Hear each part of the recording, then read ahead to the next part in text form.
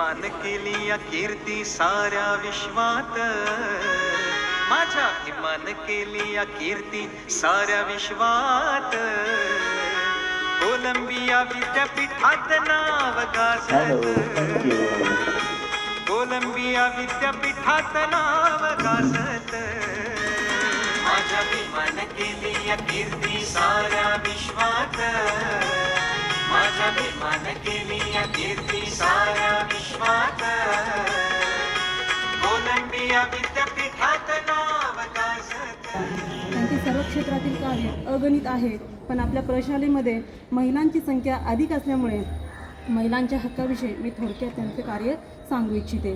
त्यांच्या मते कोणत्याही समाजाचे मूल्यमापन हे त्या समाजातील स्त्रियांची परिस्थिती कशी आहे यावर अवलंबून असते.